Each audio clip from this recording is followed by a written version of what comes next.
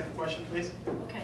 So Toronto has a harmonized bylaw, and yet there's 239 distinct communities, neighborhoods in Toronto. And this has already been alluded to. I think the A-frame sign really highlights what's wrong and the disconnect between small businesses and the city staff.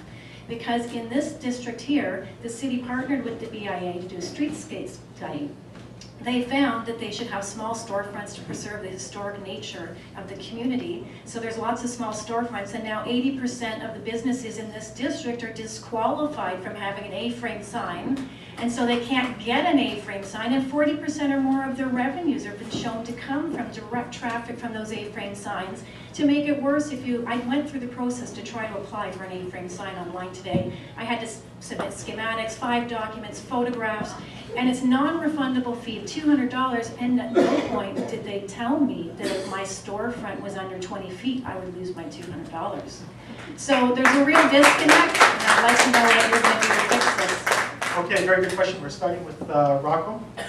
Well, I raised the issue of the signage in my opening comments, and it's part of the nickeling and diming that's happening, and it's part of a one-size-must-fit-all mentality because they have no understanding of customer service, have no understanding of focus on service levels, and want to simplify life for themselves.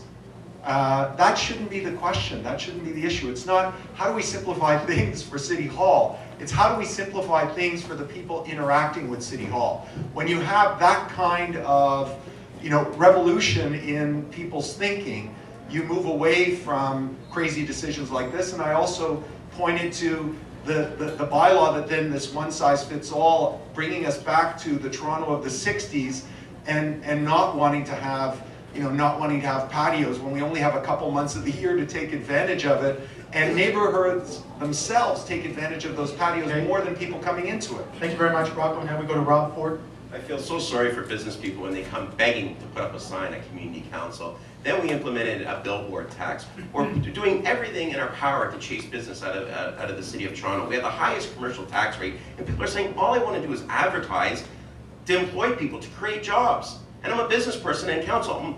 It seems like I'm the only person to get up and goes to bat for the small business owners. I voted against this billboard tax, voted against this 5-cent bag tax. And when you go into a store, these people say, well, I have to charge you the 5-cent bag tax. This is ridiculous. We're handcuffing hardworking entrepreneurs out there that want to just get ahead and create jobs. We're doing everything in our power to chase them out of the city. And I guarantee when I'm mayor, that's not going to be the case. Thank you. Thank you, Rob. Joe? As I said earlier, this year for small storefronts, we gave a 3% tax decrease, to make it easier. I was the one who's been fighting for 29 years to make sure that cafes are allowed on our streets. Our bureaucrat says, no, there's not enough room for everybody there. And look what we have, and that we changed the mindset. This is the latest battle that needs to be fought, where the bureaucracy says, you know what, the streets, there's not enough people for travel back and forth, these things obstruct the sidewalk, how to make it better? I think this was first cut. As you know, I've been working with the West DIA to try to help sort it out, because it needs sorting out. This one-size-fits-all doesn't work, and I'm the local council. I don't take full responsibility that everything happens to City Hall. However, that's a lesson to be learned. Like Mr. Smithman doesn't take full responsibility for the provinces having a $20 billion deficit, by the way. Okay. I think maybe I will actually answer that question. Did you hear any answers here? Me either. Okay, so we're going to reduce that fee. We're going to get rid of that fee. Next, we're going to pre-zone these areas with the business associations so they can say this is what we want in our areas. It's a simple fix, but we have to do that across the board in every single neighborhood in Toronto. So those are the sorts of things we have to do, and we can't have a bureaucrat setting the rules. We're the business owners. It's our city. It's time for us to set the rules. Thank you, Sarah. George?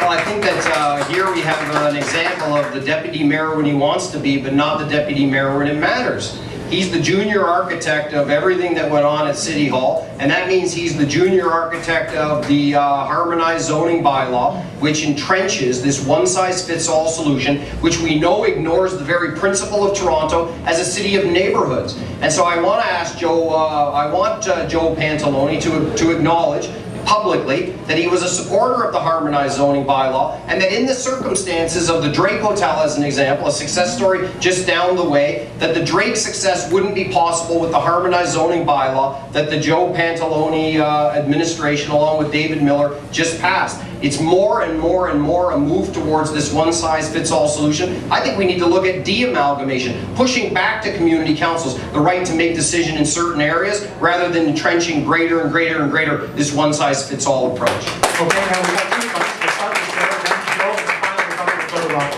I just want to point out, look at what the politicians are saying. You know, they're not giving you real answers. They're fighting amongst each other like they do it on city council. Okay, Joe? You know, life is complicated. You know, and as you try to strive forward to improve life, you try things, and sometimes they work, sometimes they don't. The billboard tax was make sure we don't have these huge ugly signs on top of buildings everywhere. Surely beauty has its value in our city, and this last hotel, you know, the Zeiler has run it. Guess who's been one of the strongest supporters of Zeiler in terms of Trade Center, Zeiler, or this over here? You know, I was a former councillor here. One of the reasons this place exists is because Joe Pantalone defends heritage along there. George, Okay, I wish thank you you, get your Joe. facts straight. But not the Drake. George, Okay. you don't know what you're talking about after Guys, time. I'm sorry. we're going to go to Rocco, and then we'll go to the next question. Rocco, please.